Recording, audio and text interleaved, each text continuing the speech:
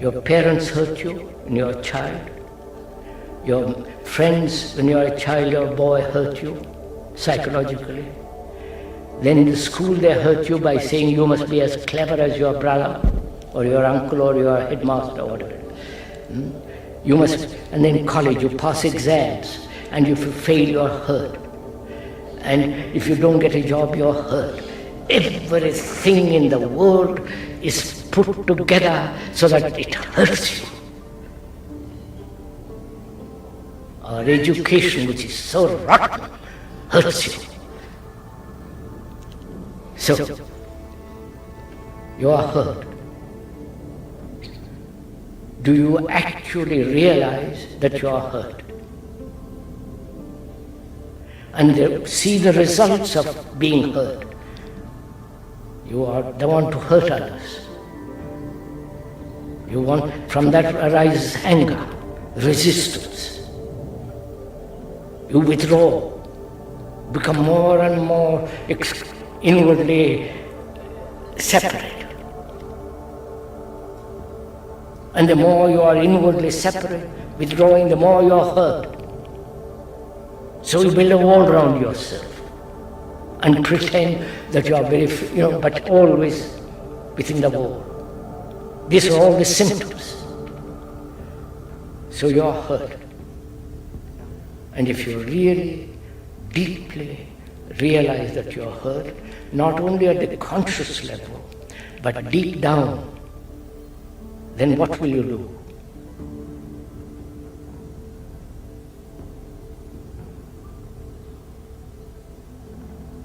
Now, how does this hurt take place? Because you have an image about yourself. Suppose if I have an image about myself, that I'm always sitting on a platform talking to an audience. Thank God I don't. And if the audience disapproves or doesn't come, I'm hurt. Because I have an image about myself. So the fact is, as long as I have an image about myself, that image is going to be hurt. Right? That's clear, isn't it? Now, is it possible to live without a single image? Which means no conclusions, which is a form of image, no prejudice, you follow? All these are images. And at the moment when you insult me, which is at the moment you say something contrary to the image that I have about myself, then you hurt me. Now, at that moment, when you are saying something that is harmful, hurtful, if I am aware of what you are saying, give my total attention to what you are saying. You understand? At the second, when you want to hurt me by saying something, I give my attention to it. Then there is no registration taking place. You understand it? It is only when there is inattention the registration of hurt takes place, or flattery. Now, can you give, when somebody says you are a fool, at that moment, can you give your total attention?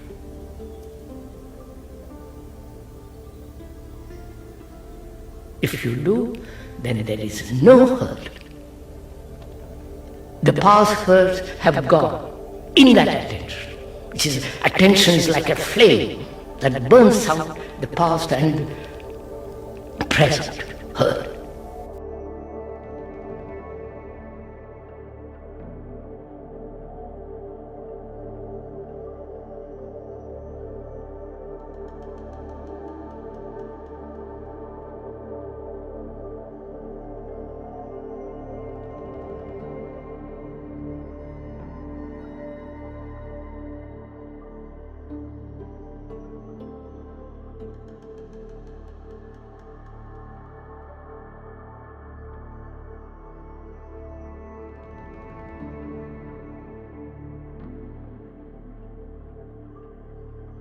I created this YouTube channel. I've been on YouTube since 2007, but not too long ago, I believe it was the year 2019, I had decided to start putting videos up here on YouTube, because back in the day, YouTube used to be a whole lot of fun. It used to be a lot of fun. But when they had changed YouTube, a lot of people left YouTube, and then they came up with Facebook. Not the YouTube people, but Facebook hit the scene. And so a lot of people left YouTube because YouTube just used to do better. I mean, it used to be fun. You had the opportunity to come in contact with a lot of brilliant and even fun people. I know some people who met their life partners right here, on YouTube. I come in contact. I've made a lot of good friends on here. But reason why I bring that up is because primarily my YouTube channel is about healing and restoration. And so I wanted to address an issue. It's based upon my past 2 videos, but I'm coming at this in not any type of angle. I'm coming at it as the way it is. And so, when people betray you and you decide to distance yourself from them without cutting them completely off, because when you're in pain and you feel betrayed, the reason why you feel betrayed is because the root of that betrayal is not only disappointment and hurt, there's love present. And simply because there is love present, a lot of people don't understand that's where the pain and disappointment emanates from. So whenever it's like that, you have to understand the reason why these people are distancing themselves from you. I'm talking about the people, I'm talking to the people who have inflicted harm on other people who they've betrayed. So I'm talking to people as yourself.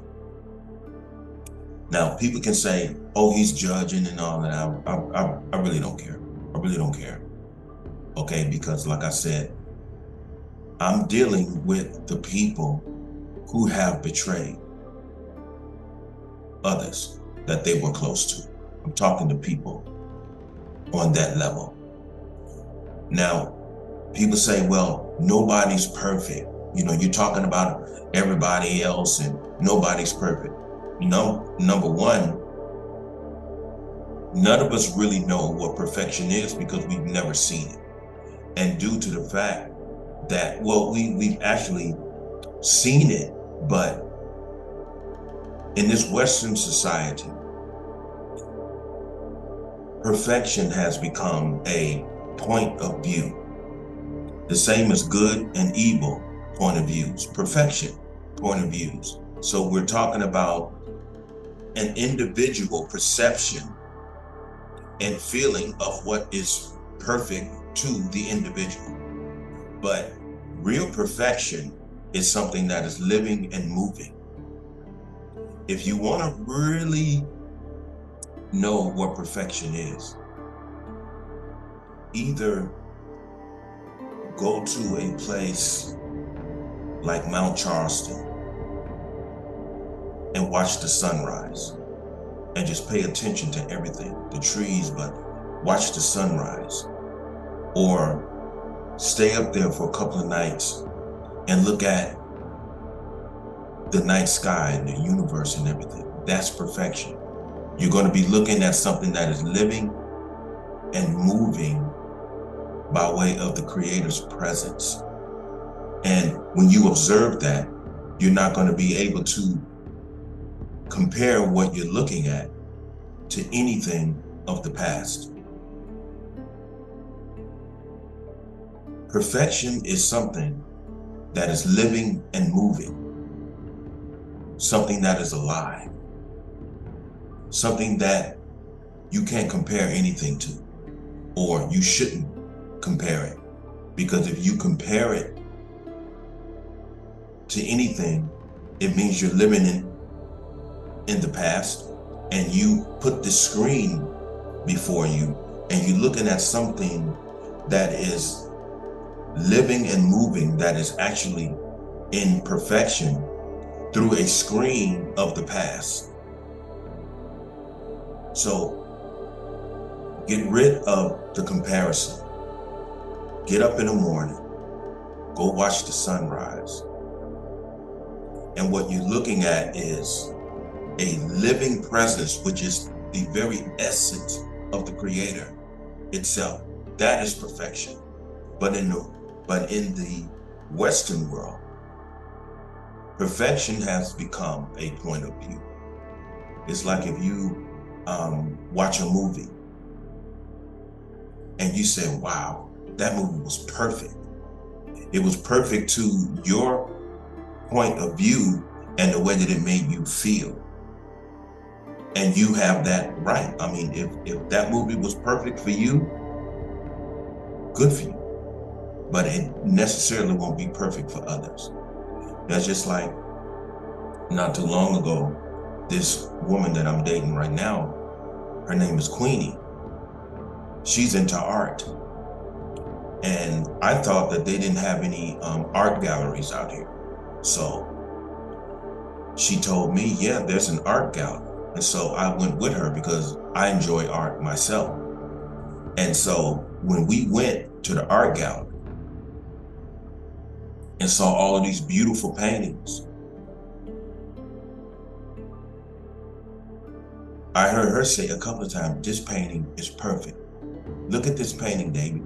Isn't this painting perfect for you? And I looked at it and I'm like, I'm just going to accept this painting for what it is. I don't really, this is something that's tangible and it's not moving,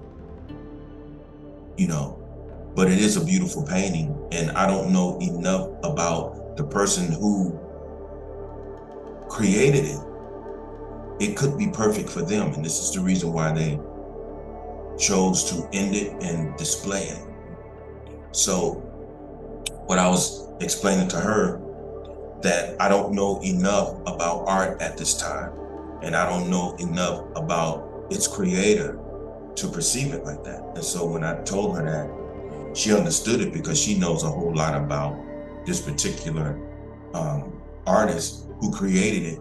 And she said, the reason why I say it's perfect, not only because it's perfect for me, but the artist who created it, I understand her. I understand it.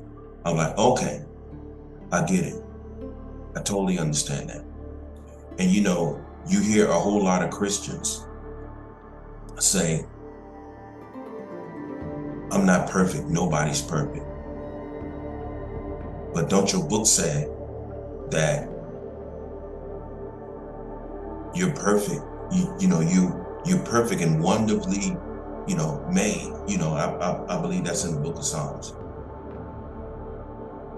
Then it also says, be ye therefore perfect as your Father in heaven is also perfect. So you have the ability to be perfect.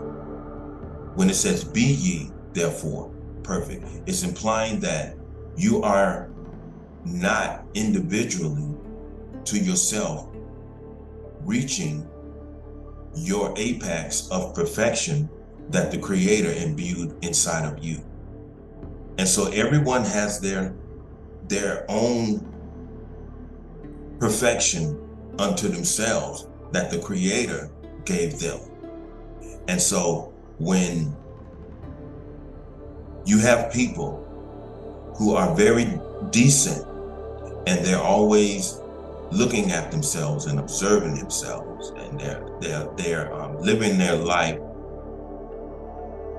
upon a path to where they notice certain things about themselves, and each day they die to those particular things.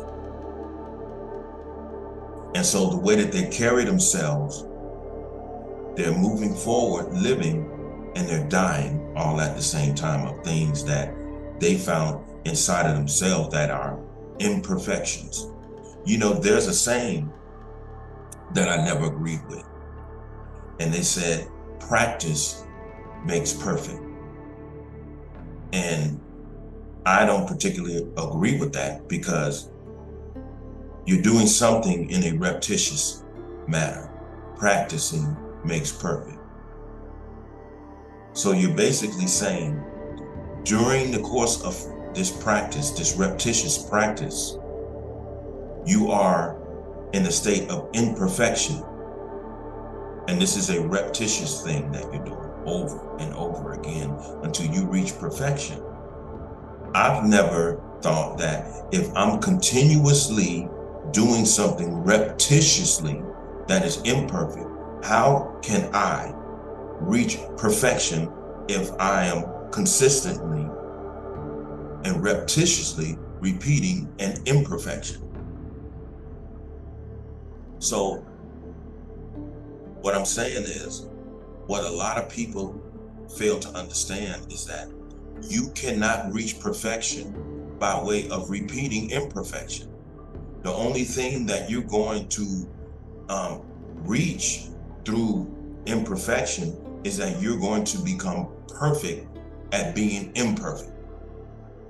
So you have to be very careful utilizing that word perfect, unless you understand exactly what perfection is. We have the potential to reach our own state of perfection, individual perfection. And so when I hear statements like that, nobody's perfect and all of that, you're just giving yourself an excuse to continue to execute imperfection, because you don't work on yourself enough to reach your own individual apex of perfection. And so this is why the Creator imbued in Jesus' mind for him to say, be ye. He's telling you that you can be this. Therefore, perfect as your Father who created you in his image and his likeness, even though you are an individual, as your Father in heaven is also perfect. Well, what does also imply? Is that you are an extension of a Creator who is perfect. And due to the fact that you are an extension of a Creator that is indeed perfect, you have that potential also to reach your individual apex of perfection. So I think that what we need to do is concentrate on ourselves. And when we listen to people, as myself and other people, point certain things out in others that could be improved, that doesn't imply that we're judging and condemning someone. And if we are judging and condemning someone, that's our problem, it's not yours. Now, after saying all of that, the reason why this video is being made, and I said that it's based upon my past 2 videos, is because those who betray you, you will find these people after you've decided that it's best for I to keep my distance. See, what they don't understand is that betrayal is a very serious thing. You can insult me all day long. You're not gonna move, David. Okay, I come up all my life with people insulting me. So I've had a lot of practice in that area. That's part of the fire that I went through. Okay. So you have people who insult you, make fun of you. Then you have people who offend you to where you take it emotionally and you want to strike out. And then you have people who betray you because you give the very essence of your goodness to them. And due to the fact that they are ambitious and they want something for themselves to uplift themselves and put themselves in a better place financially, or they thought intellectually and even emotionally, they felt that they had to betray you in order to get there. And so when you feel as though you have to keep your distance from someone, it's not necessarily only that you're disappointed and angry with them.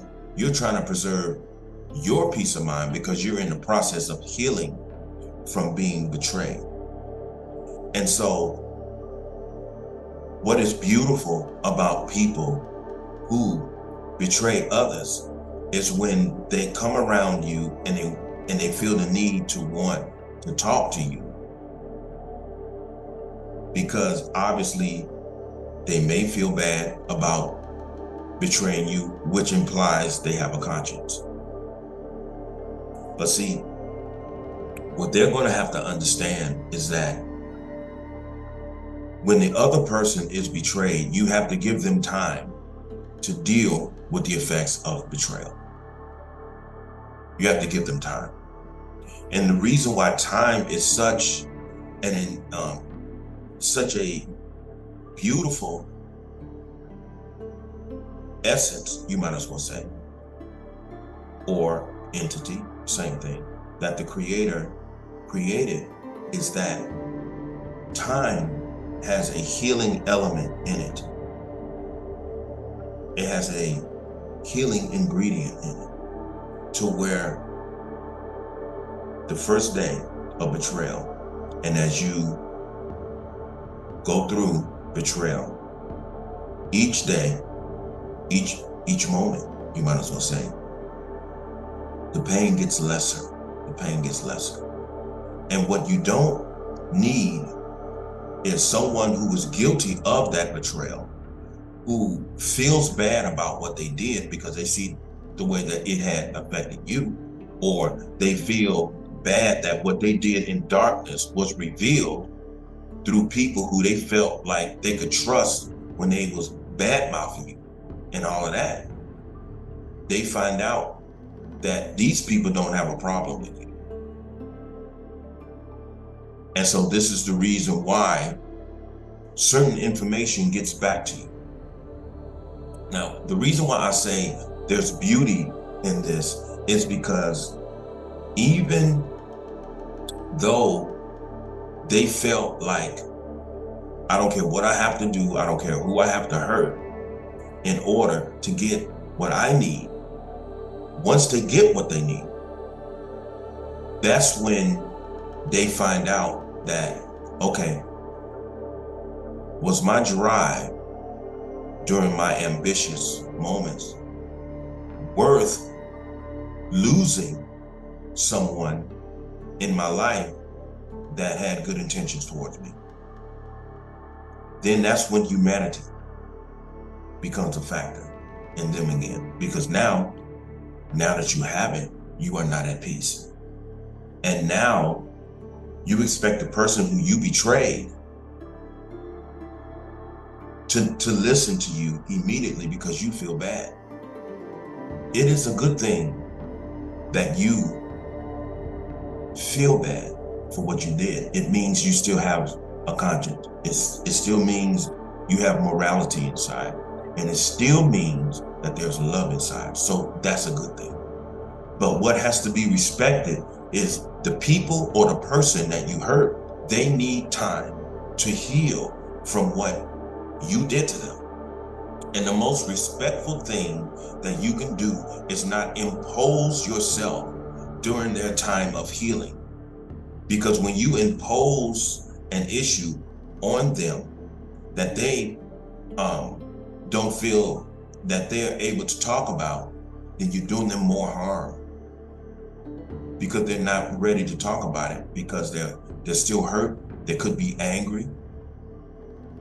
And when you impose yourself on people, there's a very good chance they don't want to talk about it, because they feel that you're not going to do anything but deny what was gotten back to them.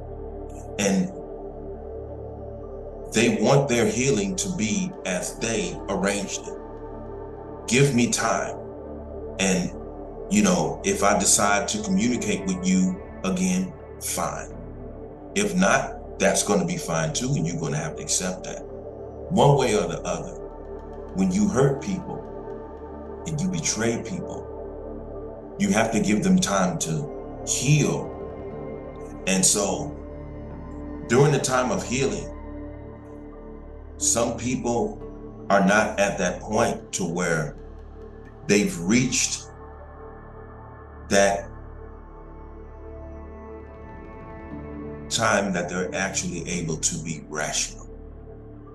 But when people feel betrayed and they're hurt and they're angry, and the reason why they've chosen not to speak to you is because they don't want to make the mistake and allow you to converse with them, because they do not want to be a victim of betrayal simply because you came in and you persuaded them that what was said was not so.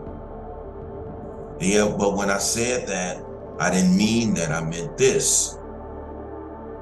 So you have to give the healer time to decide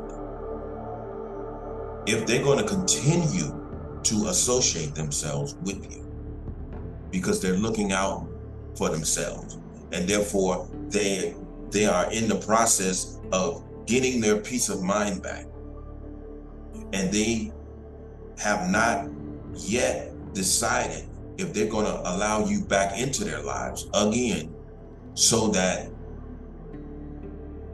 they won't be at risk of you betraying them again, to where their peace of mind is no longer with them. Now, like I said before, it's good that you're hurt or disturbed for what you caused in another person's hurt, and you disturbed them. It's good. It means that you're actually able to resolve it, but you can't resolve it with them until you've resolved it with oneself. It starts with you. Now, people may say, oh, you're judging. Look, let me tell you something. When I brought up the 9 different women that I was sleeping with when I was a bus driver, even though those women said that I didn't hurt them when I went back and I had apologized for them, for my actions and for my not caring how what I was doing with them caused them to feel. Even though the majority of them said, I enjoyed you, David, don't worry about it. Okay, if that's the way you want to perceive it, obviously I can't change that, but I'm not right with it. So this is the reason why I had to apologize to them, because I didn't have any peace on the inside for my past actions, when the Creator opened up my mind and told me that despite how much pleasure you was getting from these women, you need to know how much harm you were doing them.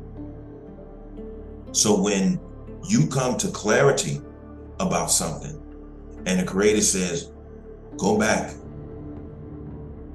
and resolve your differences with them, because even though these women didn't have anything, bad to say about me or anything, I was risen to a level of, I was risen to clarity, to where once you are given clarity of something, you're responsible. Because unless you go to them and explain to them how you currently understand the situation, you're not going to have any peace.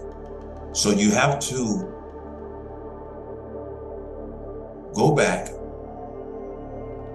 and look at these people as a priest, and you're going to confess them your faults, and you're asking them to forgive me for my past ways, for my past thinking, for my past warped perceptions and things like that. The point that I'm making is, when you hurt people, give them their space. When you betray people, give them their space. If they decide not to speak to you as yet, have enough love and respect for them to accept that, because it's just not time. It's just not time. They're dealing with things. And because of the things that you cause in their lives, it's affected their lives within that environment. Because the people who you talk to in order to hold that person's life hostage for the next 3 to 6 months, these people are saying certain things, and these people are doing certain things that they think subliminally is getting to the person who you hurt by way of your betrayal. So when you have a person that's working in that type of hostile environment and you want to talk to them and resolve it, it's too late. I'm dealing with what you've caused in my life. I'm dealing with that. So it's best that you back off. It's best that you back off. Because going through a healing, all we know is I'm healing right now. And so my mind is focused on this healing. So that person doesn't need anyone coming in trying to talk to them, because he's not going to see you as being honest, even though he recognizes that you do have a conscience. Okay? And that's the reason why you want to talk to him, but all at the same time. Right now, he's not trying to hear you because the trust issue has come up. And he's not a man who deals with trust. He doesn't deal with trust. And when it comes to betrayal, he doesn't forgive betrayal. No matter what you say, well, if you don't forgive, then God ain't going to forgive you. All right, then send me straight to hell then. Because I can forgive you for insulting. I can forgive you for offending me, but I'll never forgive you for betraying me. Like Brother Malcolm said, and I'm not under the influence of Malcolm X's, Brother Malcolm X's perception. It's just that I understand why he said, I just can't perceive betrayal. I can't forgive people who betrayed me. So during the time element of healing, once the conclusion, allow these people reach a conclusion of how the betrayal affected them, and allow them to decide themselves if they are able to maintain a friendship with you or even a working friendship with you. Allow them time to decide if they're going to continue with you or not. And don't allow yourself to be used by your massa to keep pairing you with that person just to see how you're going to, this person's going to react or respond to you. Because I still see that. I'm not stupid. Give this time for the person to heal. Because time has a healing element. And everybody heals during their individual times. And during the time period, they're going through their mind and they're dealing with their hearts. because now they feel as though they have to protect themselves from you. And that protection goes into a lot of areas. So if they decide to be silent towards you, they're trying to make up their mind if they're going to continue a friendship or a partnership with you, especially in the environment. See, because when you're in the working environment, you have to maintain yourself, and you have people trying to pick at you in the working environment, which is very dangerous for them, because if they keep picking on you, saying certain things about you that are false, you don't know what state of mind this person is in. That's the ignorance of people who are, quote unquote, messy. They're messy people. They want you out, and they're pissed off because they don't have anything on paper to do it. This is the reason why a lot of these plantations will pull you into a little deceptive type meeting, and they want you to resign. Never resign from your plantation. You might as well say, I'm just gonna say what it is. See, because when they ask you to resign, it only implies they don't have anything on you to terminate you. They don't have anything on you. They just want you to resign because they don't like you. And they will they will even say, well, a lot of people here feel uncomfortable around you.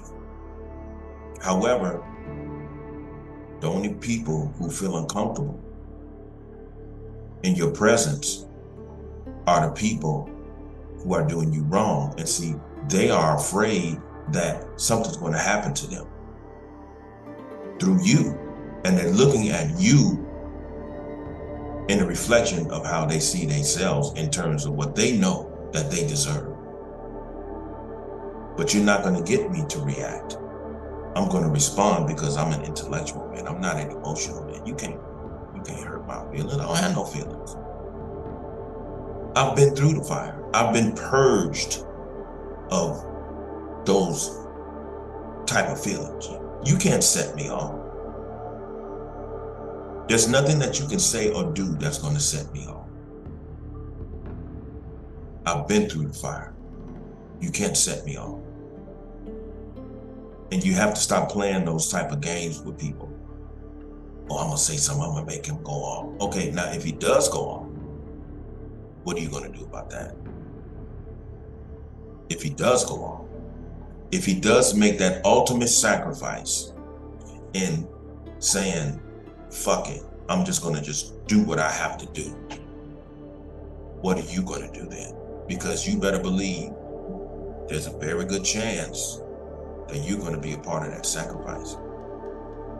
And then you're going to be looking at him as the enemy, when all the time it was you. Give a person time to heal. Give a person time to decide if they want to continue to communicate with you. Because people are trying to live their lives in peace. And you have those people who are in these plantations, and they're in their little petty power positions, and they think that they can just push you, put people around you as little microphones, keep you under surveillance. What'd he say? Did you enjoy working with him? Is he all right? Mm-hmm.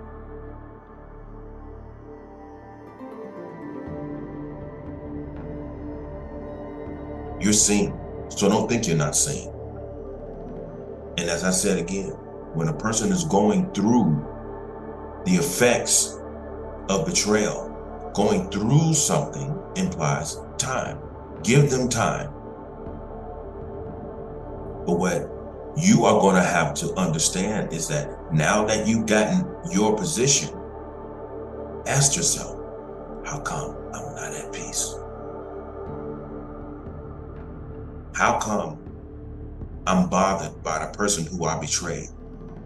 now that he or she is no longer communicating with me, after those other people around me have revealed me and my intentions to he or she, how come I'm not at peace? Now that I got my promotion, I'm still not at peace.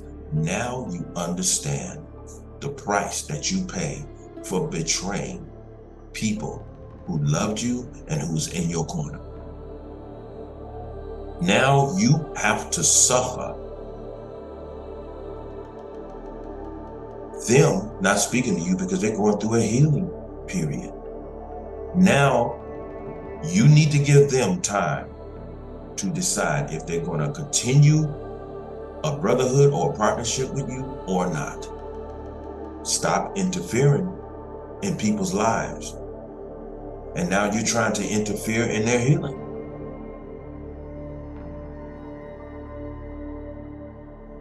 This is the price that you pay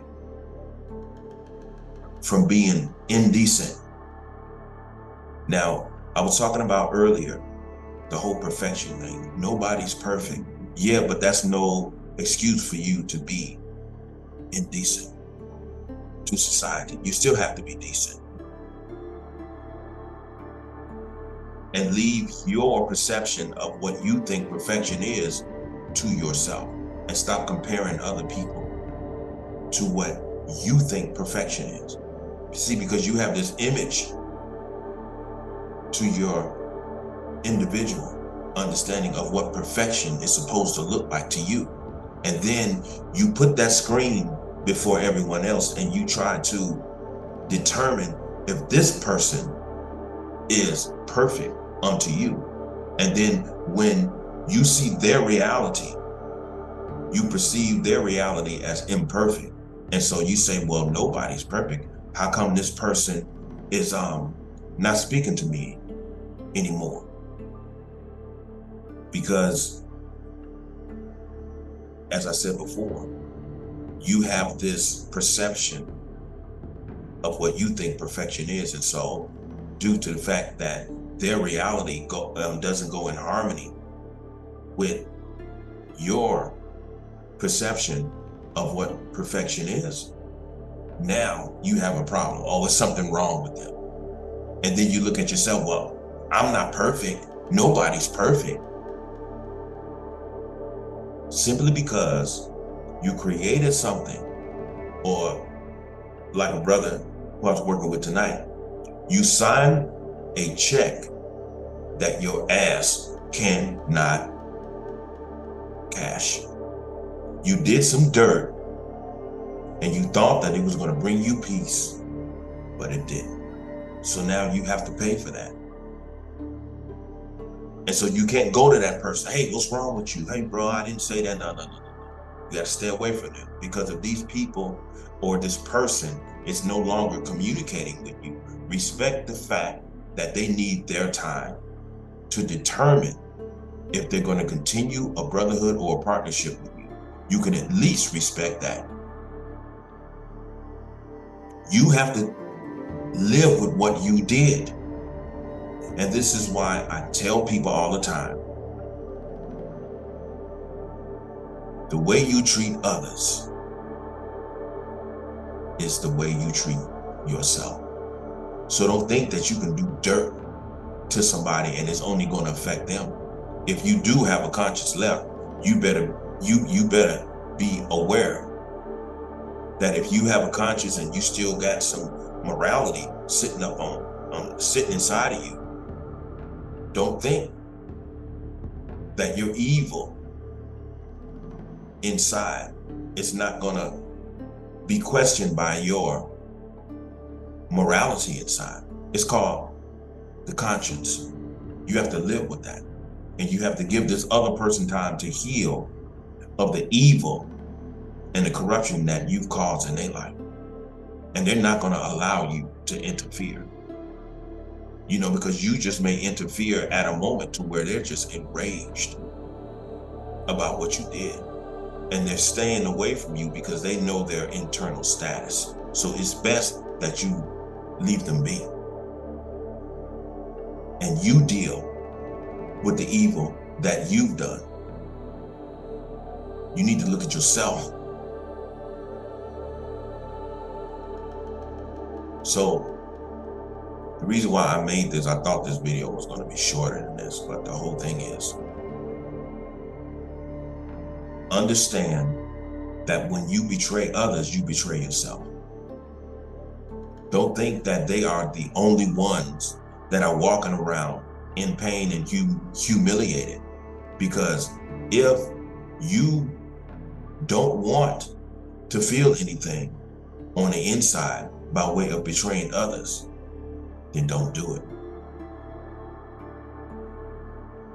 And the reason why you are the only one walking around feeling like that, and the people who you were working along betrayed him, I need you to observe them, because they ain't feeling nothing on the inside. And so you were dealing with demons, snakes, and devils in order to get in your position. And now that you've got it and you don't have any peace, now you worry. Now you finding out that you didn't only betray him, but you betrayed yourself. And simply because he don't want to speak to you, because he's in a position to where he's trying to heal from what you did, don't think that he's not observing you. Because now that you're offended, how come he don't want to talk to me? So what I'm going to do, I'm going to continue to communicate with these people who helped me put him in the position that he's in. Oh, you don't want to talk to me? Okay, well, I'm going to converse with these people. I'm going to laugh with the people who I, got together and betrayed you. You're being watched. And you're helping him make up his mind if he's going to continue with you or not. Because when you converse with devils, the only thing that you're showing him or her is that they should have never became friends with you in the first place. So your betrayal of them was going to happen inevitably, because you're no different than the devils who you hang out with. We're dealing with ambitious people. Stay away from people who are ambitious. People who are ambitious, they don't care nothing about you. And they will throw anybody under the bus or throw anybody off a bridge in order to gain something. Even if they have to betray you and humiliate you and turn the entire environment against you, as long as they get what they want, they don't care nothing about you. So this is why I say, when you go to these plantations, don't go there to make friends. Don't go there to make enemies. You just go there, do what you're supposed to do, go home and invest in your life.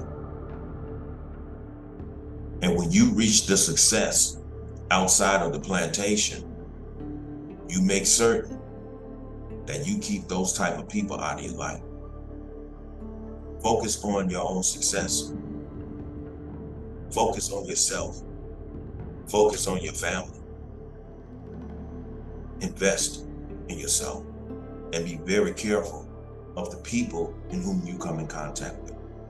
And the people who you come in contact with, you make certain that you get those people out of your life, out of your lives. Don't take any of those people with you, not even through your craft.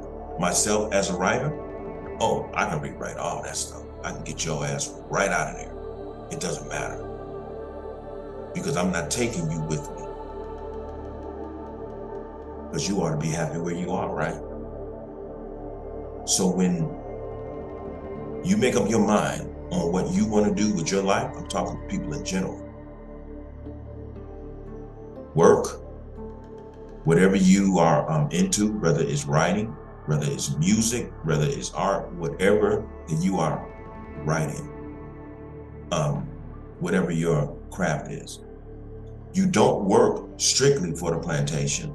Make certain that you utilize the plantation to invest in what you're God gift is. Because simply because you're on a plantation doesn't imply that you have to die there. For a lot of times I've seen people, when I was working in these casinos, they worked all the way to their grave in these casinos. So you mean to tell me the Creator created you to live your entire life based upon someone else's cultivated institution and not what you were actually put on this earth to do? Find out what your gift is. Find out what your purpose is. Use these plantations, you make your money, and you invest in what you were put on this earth for. And you go from there. Okay? Invest in yourself. Invest in your craft. Become free from this system. You know, like Yeshua said, you render Caesar's that which is Caesar's, and you render God that which is God's. Rendering Caesar of what is his, you know what I mean? Just pay your taxes. And rendering God what is God, that means your individual gift to this planet. So the only thing you have to do, as long as you paying your bills, you paying your taxes, you straight. But take some of that money and invest in yourself, because that's what I did. Invest in yourself. And get off of these plantations, because ain't nothing good about them. Ain't nothing good about them. All they want to do is use you, work you until you're dead. But when I pass away, you ain't gonna find no work uniforms in my presence. As I told my mother, when I check out, they're gonna find me slumped over my computer. And I, as James Baldwin, checked out of here.